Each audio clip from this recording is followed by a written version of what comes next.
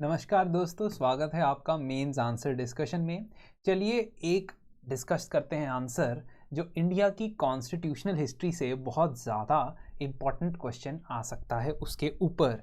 The Government of India act of 1935 presents a watershed moment in India's constitutional history. Elucidate.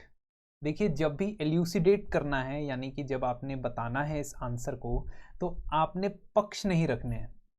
कहने का ये मतलब है कि आपने it was a watershed moment and it was not a watershed moment ऐसे करके पॉइंट्स नहीं बनाने हैं।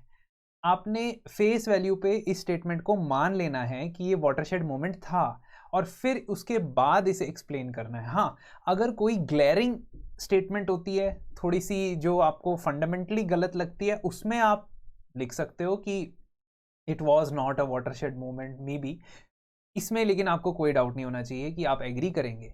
अब 1935 में गवर्नमेंट ऑफ इंडिया एक्ट आया क्यों, पहले आप ये बताएंगे, फिर आप ये बताएंगे कि भारत के संविधान के लिए ये क्यों इम्पोर्टेंट था। और उस वक्त बिफोर संविधान, because at that time there was no constituent assembly. अभी तो आइडिया फ्लोट कर रहा था कॉन्स्टिट्यूएंट असेंबली का।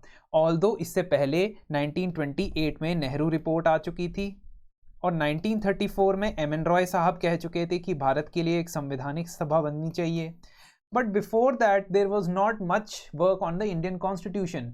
But actually, the work was required for more rights of self-government to the Indian provinces and the parts of British India.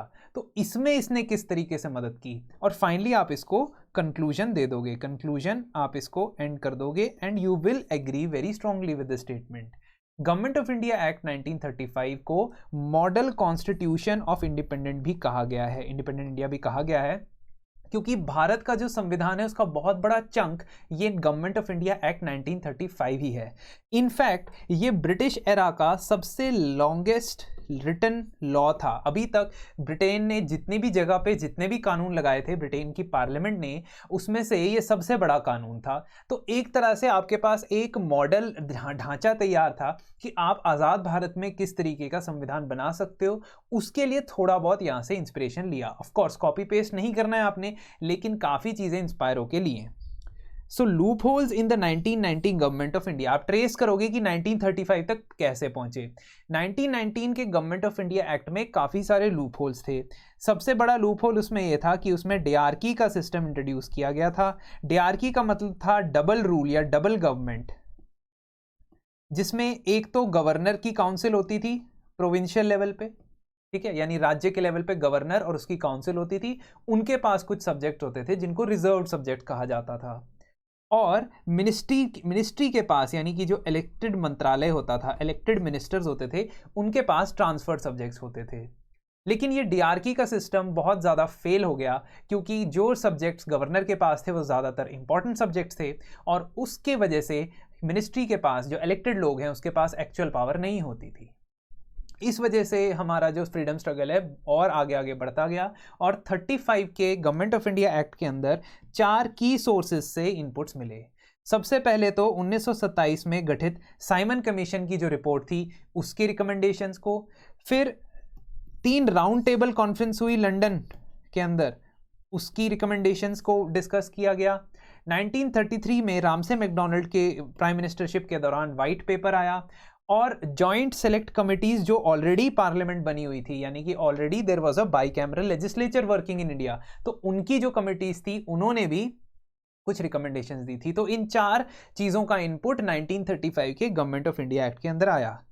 Because it gave you an experience of the parliamentary system, तो 1935 से लेके 47 तक का जो parliamentary system का experience था, जिसमें 1936 में इलेक्शन हुए, 1946 में भी इलेक्शन हुए, और ऑल्दो इसके बीच में जो इलेक्शन हुए उसमें कांग्रेस ने पार्टिसिपेट नहीं किया, but there were experience of the Congress, Indian National Congress at that time which was the leading party, कि कैसे रूल करना है। 28 मंथ्स का रूल उन्होंने किया, तो उससे उनको जो सीख मिली वो आगे जाके काम आई। खैर, गवर्नमेंट ऑफ इंडिया एक्ट के कई फीचर्स ये 1935 वाले भारत के संविधान में है, जैसे कि भारत का जो फेडरल मोड ऑफ पार्लियामेंट है, लोकसभा और राज्यसभा, यानी अपर हाउस और लोअर हाउस। खैर, ये जो फेडरेशन बननी थी गवर्नमेंट ऑफ इंडिया के एक्ट के अंदर, फेडरेशन, इसमें होने थे princely states plus British Indian provinces. But ये कंडीशन रखी गई थी इसमें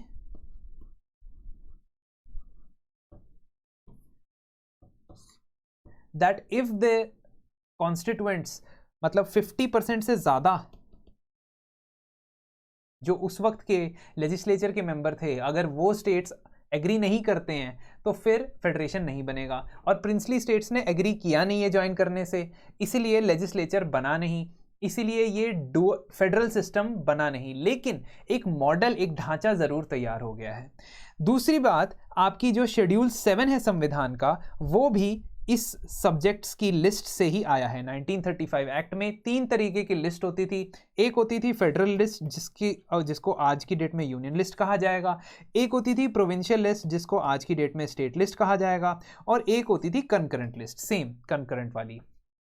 तो 7 शेड्यूल हमारे संविधान का इसी तरीके से अभी भी प्रेजेंट है, और वो 1935 के गवर्नमेंट ऑफ इंडिया एक्ट से आया था।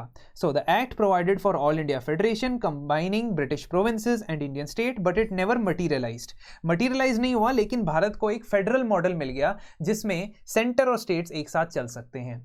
प्रोविंसेस को ऑटोनॉमी देना, ये भी 1935 के गवर्नमेंट ऑफ इंडिया एक्ट का कहना था, और ये साइमन कमीशन ने भी कहा था कि प्रोविंसेस के पास ज़्यादा ऑटोनॉमी होनी चाहिए, उनको अपने स्फेयर में काम करने की इंडिपेंडेंस, फ्रीडम होनी चाहिए, ज़्यादा पावर स्टेट गवर्नमेंट के पास होनी चाहिए।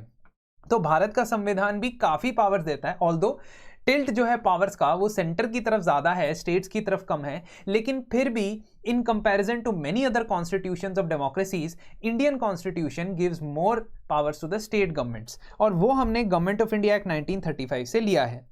साथ ही साथ बाई कैमरा लेजिस्लेचर का जो कॉन्सेप्ट है, जिसमें फेडरल असेंबली भी है और काउंसिल ऑफ स्टेट्स भी है, ये भी कॉन्सेप्ट हमने 1935 के गवर्नमेंट ऑफ इंडिया एक्ट से लिया है। ऑल्दो बाई कैमरा लेजिस्लेचर पहले भी होता था, in 1919 also there was a talk of bicameral legislature, but here in 1935 is the one which we have actually followed. अब गवर्नमेंट ऑफ इंडिया एक्ट से federal court भी बन के निकलता है, जिसको आप सुप्रीम कोर्ट का प्रेसिडेंट कह सकते हैं, प्रेसिडेंट नहीं, प्रेसिडेंट या प्रीडिसेसर। तो adjudication of disputes related to federal matters, खासतौर पे जो सेंट्रल गवर्नमेंट और प्रोविंशियल गवर्नमेंट्स के बीच में अगर डिस्प्यूट हो तो उसको किसके पास लेके जाना चाहिए, वो एक फेडरल कोर्ट होता था, जो बाद में 1947 के बाद सुप्रीम कोर्ट बना।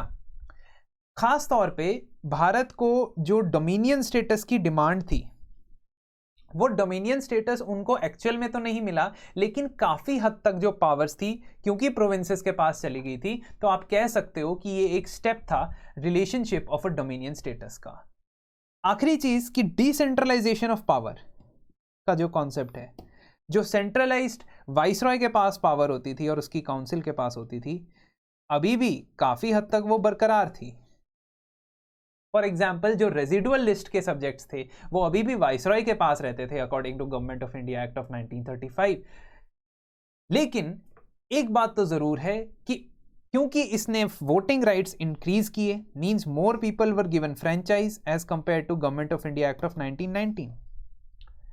इस वजह से आपको यह भी पता चला कि एक्चुअल में जब इलेक्शन प्रोसेस आएगा और बहुत सारे लोग वोट देने के लिए एलिजिबल हो जाएंगे, तो उस परिस्थिति में चुनाव के परिणाम या रिजल्ट कैसे रहेंगे और पार्टीज को किस तरीके से कैंपेनिंग करनी है, किस तरीके से पॉलिटिकल प्रोसेस का हिस्सा बनना है, ये गवर्नमेंट ऑफ इंडिया एक्ट के 1935 के एक्ट के तहत ही हमें पता चला। So while this was there a milestone, we have to agree, हमने एग्री करना है, क्योंकि मैंने आपको बताया एल्यूसिडेट करना था इस स्टेटमेंट को, तो आप एग्री जरूर करोगे कि ये माइलस्टोन था हमारी डेवलपमेंट में, रिस्पॉन्सिबल कॉन्स्टिट्यूशनल डेवलपमेंट में, बट ये खुद में एक रिस्पॉन्सिबल गवर्नमेंट बिल्कुल नहीं बना पाया, और इस वजह से इसका थोड़ा बहुत क्रिटिसिज्म भी होता है। So it did not provide for complete self government, because as I told you कि अभी भी वाइसरॉय के पास रेजिडुअल पावर्स थी, सेंटर के अंदर अभी भी रिस्पॉन्सिबल मिनिस्ट्री नहीं बनी थी। What do you mean by responsible ministry? कि जो मिनिस्टर्स हैं उनके किसी भी डिसीजन को वाइसरॉय वीटो कर सकता था। जो इंपीरियल लेजिस्लेटिव काउंसिल थी, इंपीरियल लेजिस्लेटिव काउंसिल, उसके भी किसी भी डिसीजन को वाइसरॉय रिजेक्ट कर सकता था। और इस वजह से जो ये आपका गवर्नमेंट ऑफ इंडिया एक्ट 1935 है, ये माइलस्टोन ज़रूर है बट अपने आप में ये लिबरेशन नहीं थी, क्योंकि ना ही इसने कॉन्स्टिट्यूंट असेंबली बनाई, ना ही इसने गवर्नमेंट को रिस्पॉन्सिबल बनाया, और ना ही इसने वाइसरॉय की पावर्स को रिड्यूस किया। तो इस तरीके से आप कंक्लूड कर देंगे, एल्यूसिडेशन आपका हो जाएगा। आपने ज़्यादा क्रिटिसाइज नहीं करना है क्योंकि एल्यूसिडेट है कीवर्ड। खैर, इतने में आपका बहुत बढ़िया आंसर तैयार हो जाएगा।